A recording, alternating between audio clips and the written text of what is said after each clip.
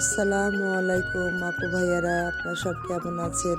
এই তো আমি অনেক ভালো আছি। আজকে হলো জলপাই আচার বানাবো, এই জন্য আমি জলপাই এর মশলাগুলো ভেজে নিচ্ছি। এই যে প্রথমে আমি শুকনো মরিচটা ভালো করে ভেজে নিচ্ছি। এইভাবে ভালোভাবে ভাজানোর পর আমি পাঁচফোড়নটা ভেজে নিচ্ছি।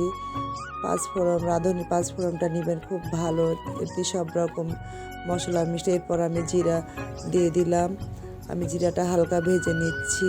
তারপর আমি সরিষা দিয়ে দিলাম, সরিষাটাও ভালোভাবে আমি ভেজে নিব সবগুলো একসাথে। এই যে আমার ভাজা হয়ে গেছে, এবার আমি রাইস কুকার চড়িয়ে দিলাম চুলার মধ্যে। এবার আমি এক এক করে সব জলপাইগুলো সিদ্ধ করে নিব। এই যে আমার জলপাই সবগুলো দেওয়া হয়ে গেছে। এবার আমি কিছু পানি দিয়ে আর একটু হলুদ দিয়ে দিলাম। আমি লবণ দিব না, এই যে ঢাকনা লাগিয়ে দিয়েছি। এবার আমি প্রেসার কুকারে সিদ্ধ করে নিব। প্রেসার কুকারে খুব তাড়াতাড়ি সিদ্ধ হয়ে যায় জলপাই, এবং আচারটা খুব ভালো হয়। আর এই দিকে আমি শিলপাটায় যেগুলো মশলা ভেজেছি এগুলো আমি বেটে নিব। যেহেতু ক্যামেরা আমি নিজেই করছি, এটা আমি আপনাদেরকে বাটাটা দেখাতে পাচ্ছি না। আর এর ফাঁকে আমি মশলাগুলো বেটে নিয়েছি, এই যে। আর এই তো আমার প্রেসার কুকারে সিটি হচ্ছে, আর দেখছেন চারিপাশে আচারের সব উপকরণ নিয়ে আমি বসে গেছি। এই যে গুড় দেখতে পাচ্ছেন, এই গুড়টা আমি নিয়েছি কুসুরের চিটা গুড়। এই চিটা গুড়ে আচার খুব ভালো হয়। আর প্রেসার কুকারে আপনারা সব সময় সিটি দিয়ে নেবেন। প্রেসার কুকারে জলপাইটা খুব তাড়াতাড়ি সিদ্ধ এবং সফট হয়ে আচারটা ভালো লাগে খেতে। আর এই তো আমার সব উপকরণ নিয়ে দেখেন কি সুন্দর আমি চুলার পাশে বসে আছি, আর আমি একা একা ক্যামেরা করছি। আর এই তো আমার সিটি পড়ে গেছে, হ্যাঁ।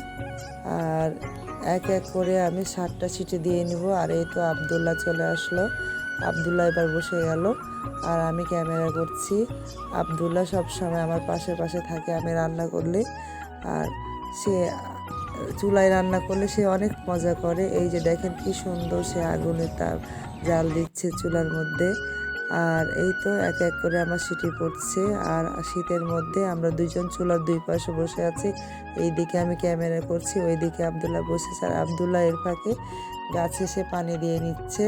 এই গাছগুলো ওই লাগিয়েছে। আর এই তো আবার বসে পড়লো। আর এই তো আমার এর মধ্যে সব সিটি পড়ে গেছে। এবার আমরা দুইজন মিলে চুলার দুই পাশে তাপ পাচ্ছি। আমার শীতের সময় এরকমই করি, খুব ভালো লাগে আমার। আর দেখেন কি সুন্দর জলপাইটা সিদ্ধ হয়ে গেছে, সিদ্ধ হয়ে একদম ফেটে ফেটে গেছে। এইভাবে প্রেসার কুকারে সিটি দিয়ে আচার বানাবেন, দেখবেন খুব সুন্দর হবে। আর এই তো আমি ঝাঁঝরিতে ঝেড়ে নিচ্ছি যাতে বাড়তি পানিগুলো পড়ে যায়। আর পানি পড়ার পর একটু ঠান্ডা হলে আমি লাকড়ির সাহায্যে আমি এগুলো সফট করে নিব। এই তো কি সুন্দর। আর এই তো আব্দুল্লাহ বলছে আন্টি আমি একটা খাবো লবণ দিয়ে, আর ও খাচ্ছে। আমি সব উপকরণগুলো নিয়ে আমার চুলার ভিতরে রান্নাঘরে চলে আসছি। আর এই তো আমি লাকড়ি নিয়ে এক এক করে সবগুলো ভেঙে নিচ্ছি। আর এভাবে আপনারাও ভেঙে নেবেন। আমি নরম আচারটা বানাবো, আমি গোটা আচার বানাচ্ছি না। আর আমি এক এক করে সব জলপাইগুলো সুন্দর করে করে নিব, ভেঙে নিব এই লাকড়ির সাহায্যে। এই যে দেখেন আমার সব আচারগুলো ভাঙা হয়ে গেছে। আর এই তো আবার আমি চুলা ধরিয়ে নিলাম। আমি যখন আচার বানাই তখন বৈকালবেলা ছিল, দেখেন এখন চারিদিকে অন্ধকার। আমি এই জন্য ভিতরে রান্নাঘরে আমি চলে আসছি। আর এই তো একটা বড় পাতিল বসিয়ে দিলাম। আমার জলপাই ছিল 3 কেজি, কিন্তু আমি বড় পাতিল বসালাম এই জন্য যাতে সুন্দর করে আমি রাখতে পারি। আর এই তো আমি তেল গরম হয়ে গেছে, এবার আমি তেজপাতা দিয়ে দিলাম। আর এই তো রাঁধুনি পাঁচফোড়ন দিয়ে দিচ্ছি। আমি সব সময় রাঁধুনি পাঁচফোড়ন, রাঁধুনি তেল, আমি এই যে রাঁধুনি সব কিছুই ব্যবহার করতে পছন্দ করি। আর এই তো এখানে সব মশলাগুলো আছে, সরষা, জিরা, পাঁচফোড়ন, শুকনো মরিচ সবগুলো আমি বেটে নিয়েছি অফ ক্যামেরায়। আর এই তো আমি সব এখন দিয়ে দিচ্ছি তেলের মধ্যে। এই যে আমি সবগুলো দিয়ে দিলাম। আর দেখেন কি সুন্দর তেলটা ফুটছে। আর এই তো আমি ভালোভাবে নেড়ে নিচ্ছি। আর এই দিকে আমার হলুদ কম ছিল হয়েছিল আচারে, এই জন্য আমি আবারও হলুদ দিয়ে দিলাম। আপনারা চাইলে এখানে শুকনা মরিচও গুঁড়া দিতে পারবেন, কিন্তু আমি শুকনা মরিচের গুঁড়া দেব না, কারণ আমি একবার গোটা মরিচ বেটে দিয়েছি। আমি এই আচারটা মিষ্টি মিষ্টি বানাবো, ঝাল খুব কম দিব, কারণ এই আচারটা আমি আমার দাদিকে দিব, আমার দাদি ঝাল খেতে পারে না। আর এই তো আমি গুঁড়ো দিয়ে দিলাম, আর এবার আমি নাড়তে থাকবো। এই যে দেখছেন সব মশলা দেওয়া হয়ে গেছে, গুড় দেওয়া হয়ে গেছে। আমি এটা ভালোভাবে কষিয়ে নিব যতক্ষণ গুড়ের পানি না মরবে আর গুড়টা না গলছে, ততক্ষণ আমি এইভাবে নেড়ে নিব। আর এই তো আমার গুড়গুলো আস্তে আস্তে করে গলতে শুরু করছে, আর বেশ পানি পানি হচ্ছে। পানিটা আমি যতক্ষণ গুড়ের পানি মরবে ততক্ষণ আমি এইভাবেই নাড়তে থাকবো। আমি তো এইভাবে আচার করতে থাকি, আপনারা কিভাবে করেন আমাকে অবশ্যই কমেন্ট করে জানাবেন। আর এই তো দেখেন কি সুন্দর আচারের কালারটা রং হয়েছে মশলাগুলোর। আর এই তো আব্দুল্লাহ চলে আসছে আবারও, সে মাদ্রাসা গেছিলো, মাদ্রাসা থেকে চলে আসলো। আর এই তো আমার সুন্দর তেলগুলো উপরে ভাসছে। আর এই তো আমি আর কিছুক্ষণের মধ্যেই জলপাইটা দিয়ে দিব। আমার মেয়ে বলছে আম্মু আমি জলপাইয়ের মশলাগুলো নাড়ি, আমি তাকে নাড়তে দিলাম। আর এবার ক্যামেরা করছি আমি, দেখেন ও সুন্দর করে আমার মতো করে নাড়ছে। আর এই তো আমার রান্নাঘরের ভিতর চারিদিকে অন্ধকার আর কুয়াশা, আর আমরা তিনজন মিলে রান্নাঘরের মধ্যে আর জলপাই আচারে পিকনিক করছি। আমাদের তো খুব ভালো লাগে এইভাবে। আর এই তো আমি এখন জলপাইটা দিয়ে দিচ্ছি। এই যে কি সুন্দর করে সবগুলো আমার মেয়ে জলপাইগুলো দিয়ে দিচ্ছে আচারের মশলার মধ্যে। আমার মশলাটা রেডি হয়ে গেছে, এবার আমি জলপাইগুলো ঢেলে দিয়ে বেশ কিছুক্ষণ নাড়তে থাকবো। এই যে সবগুলো ঢালা হয়ে গেছে, এবার মশলার মধ্যে ভালোভাবে আমি জলপাইগুলো আমার মেয়েকে নিয়ে নিতে বলছি। সে এখন জেদ ধরেছে, ও নাড়বে। এই যে দেখেন কি সুন্দর, পারছে না তারপরেও নাড়ার সে চেষ্টা করছে। আমি তাকে বলছি মধ্যে অংশ নাড়ো, এপাশ ওপাশ করে নাড়ো, আমার কথা অনুযায়ী সে নাড়ছে। আর সে তো দেখি ভালোই নাড়তে পারছে। এই জন্য বাচ্চাদের হাতের কাছে নিয়ে কাজ করলে অনেক কিছুই শিখতে পারে। এই যে দেখেন আমার মেয়েও কি সুন্দর আমার মতো করেই নাড়া দিচ্ছে, সে দেখি ভালোই নাড়তে পারছে। আর এই জন্যই আমি বড় পাতিলটা নিয়েছি, কি সুন্দর নাড়া যায়। ছোট পাতিলে মনে হয় পড়ে যায় এরকম মনে হয়।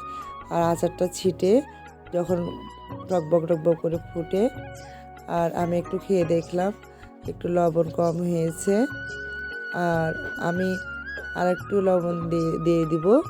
এই যে আমি লবণ দিয়ে দিচ্ছি, লবণ দিয়ে আমি আবারও আমার মেয়েকে নাড়তে বললাম। আর আর এর মধ্যে আমি আবার ভিনিগার দিয়ে দিব। এই যে ভিনিগার দিলাম, ভিনিগার দিলে আচারটা নষ্ট হয় না, আর রোদে দেওয়ার ঝামেলা খুব কম থাকে। আপনারাও ভিনিগার দিয়ে নেবেন, ভিনিগারে ছাতনা পড়ে না, আচারটা খুব সুন্দর থাকে। আর এই তো আমি সুন্দর করে আমার মেয়েকে যেভাবে নাড়তে বলছে আমার মেয়ে ঠিক ওইভাবেই নাড়ছে। এই যে দেখেন কি সুন্দর একটা কালার চলে আসছে, এই যে কি লোভনীয় একটা কালার, আমার তো জিভে জল চলে আসছে। আর আব্দুল্লাহও বলছে যে আমি কেন বাদ থাকি, আমিও নাড়বো, সেও নাড়ছে। এই তিন আর রাঁধুনি এক জলপাই রান্না করছি। এই যে আচারটা হয়ে গেছে। এই যে আমি এখন আদা, হালকা রসুন বেটে দিচ্ছি, আমি সব পরে দিলাম এটা, কারণ এটা একটু নেড়ে নামিয়ে নিব আমি, এই জন্য আমি সবসময় এই মশলাটা পরে দিয়ে থাকি। রসুনটা দিয়ে আমি বেশ কিছুক্ষণ নাড়লাম। এই যে আমার গন্ধ চলে গেছে, এবার দেখেন কি সুন্দর কালার হয়েছে, আর আচারটাও হয়ে গেছে। আমি এবার নামিয়ে ফেলবো আচারটা। এই যে দেখেন কি সুন্দর সব রসগুলো মরে গেছে। আর এই যে আমি নামিয়ে নিয়েছি, এইভাবে আমি 2 দিন রোদ্রে দিব। রোদ্রে দেওয়ার পর আমি তেল দিয়ে পটে ঢুকিয়ে নিব। আপনারা চাইলে ফ্রিজেও রাখতে পারবেন, আবার ফ্রিজের বাইরেও রাখতে পারবেন। এই তো দেখেন কি সুন্দর একটা লোভনীয় কালার হয়ে গেছে। তো আমি আবার রোদ্রে দেওয়ার পর আপনাদের সাথে দেখা হবে যখন আমি বয়মে ঢুকাবো। এই যে আমি 2 দিন রৌদ্র দিয়েছি, দেখেন কি সুন্দর একটা কালো কালার হয়ে গেছে আর তেলগুলো ভেসে ভেসে উপরে উঠবে। তখন ভাববেন আপনারা আচারটা রেডি হয়ে গেছে। আমি আবারও রাঁধুনি সরষের তেল দিয়ে ভালোভাবে এপিট ওপিট করে মাখিয়ে নিব। আর আমি এক বয়ম, ছোট বয়মের মতো একটা ছোট্ট জেলির বয়মে আমার দাদিকে আমি দিয়ে আসছি। আমার দাদি তো খুব পছন্দ করেছে আমার আচার, বলছে খুব ভালো হয়েছে, টক মিষ্টি হয়েছে, ঝাল হয়নি। কারণ আমার দাদি ঝাল খেতে পারে না, আমার বাচ্চারাও ঠিক ঝাল পছন্দ করে না। আর এই তো এভাবে আর তেল দিয়ে মাখিয়ে নেবেন। মাখিয়ে নেওয়ার পর এই বয়মের মধ্যে ঢুকিয়ে নেবেন। ঢুকানোর আগে এই যে এপিট ওপিট করে তেলটা যাতে আচারে সব গায়ে লেগে যায়। আর এই তো আমি বয়মটাতে ঢুকাবো। এই যে সুন্দর করে তেলটা দিয়ে দিলাম, তেলটা দিয়ে আমি সারা বয়মে ছড়িয়ে নিব।